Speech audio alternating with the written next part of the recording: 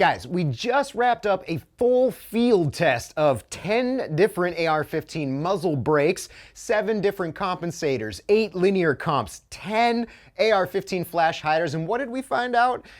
Some of these things just don't pass the sniff test for what they claim to do and what they actually do. But don't take my word for it. Let's check out muzzle brake category today. Hey guys, Randy here with AT3Tactical.com, and you know what? I have to admit that we have a pretty sweet gig here with a warehouse full of AR-style gear, a solid outdoor multi-use local range, and my favorite part, we get to do things like this, pull out 35 or so different AR-15 muzzle devices, slap them on a couple different rifles, take them out for a walk on the range, and then share our thoughts with you guys.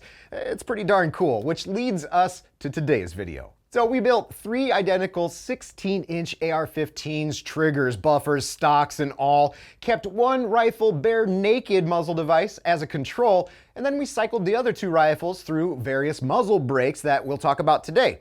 As far as a grading system, we're not quite on a full scientific testing approach just yet, but either way, the 3 of us jotted down a few notes, likes, dislikes, and then compared them to the naked AR and gave them a rating on a scale of 1 to 10. With that, let's cycle through a montage of all 10 muzzle brakes that we tested while I share our collective thoughts and how they rated among the 3 of us. That's Sam 1 behind the camera, Sam 2, our blog writer, and then myself. Let's go. First up, we have our very own AT3 3-port muzzle brake. Currently retails for about 30 bucks, weighs in at 3.8 ounces. Sorry, our scale was set in pounds. And it definitely cuts down on a lot of recoil compared to the nothing at all on the end of your rifle. Collectively, we scored this 3-port brake at a 7.5 for the price, the overall recoil reduction, the reduction of a concussive wave back at your face,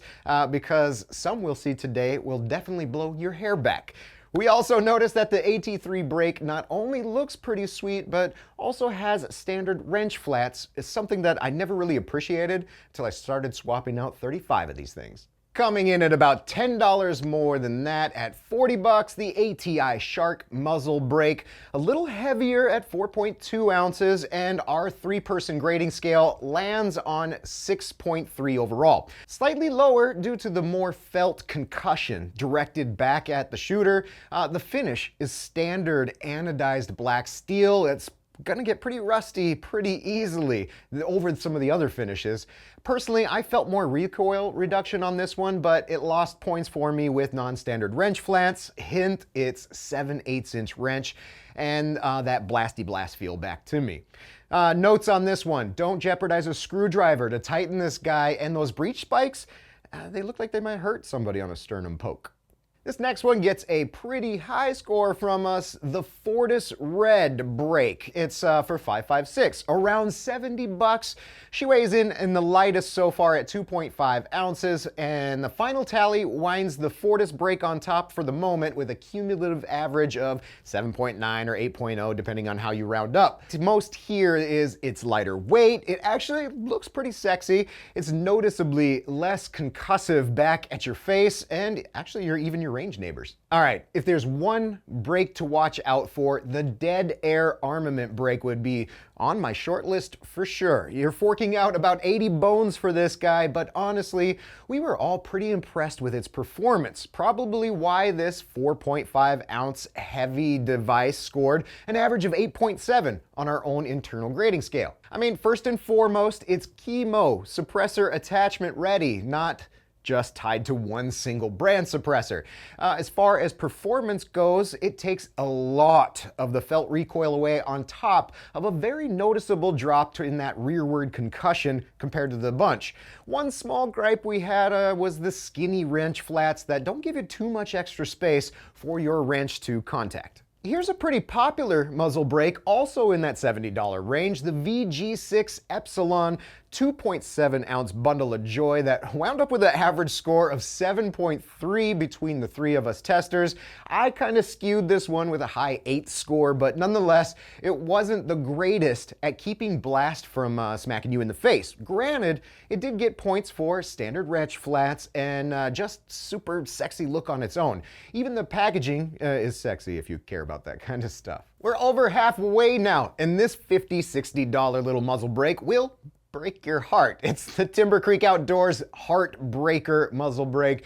Only 2.8 ounces on this little guy, and I'll spare you the suspense. It gets a middle of the road vote from each of us, coming in with a 7.1 overall score. A couple notes on our grading sheet for likes. The device is the wrench flat. The hearts are cute.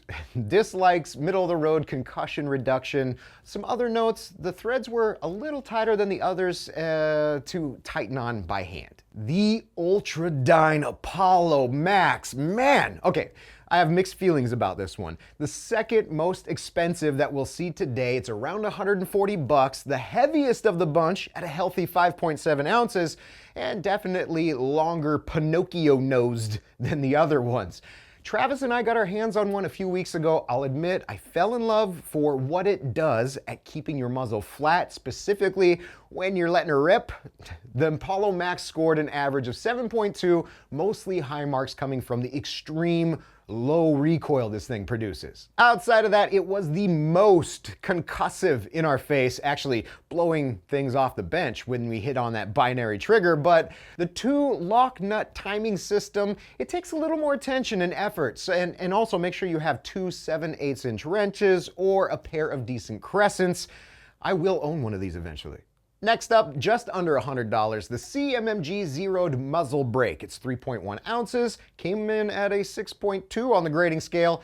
It was on the heavier side of all that rearward concussion, middle of the road in recoil reduction, and one of the oddest timing devices I've put on. Typically the wrench flats align in the north-south 12 6 o'clock position, where your handguard Picatinny rail can help you properly align it.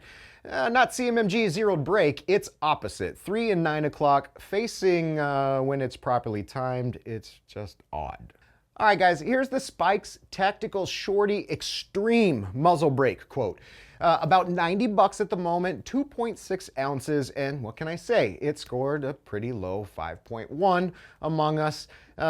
Honestly, we shot it 2 or 3 times to make sure that we agreed.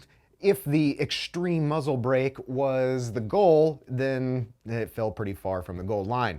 I mean, there was maybe a little recoil reduction, concussive, very much so. But most importantly is that recoil. I personally don't see a sort of cheese-grated design and how it can function as a brake in the same capacity as the others did, given that fluid dynamics leads me to believe that the path of least resistance is still out the largest hole in the tip of the muzzle.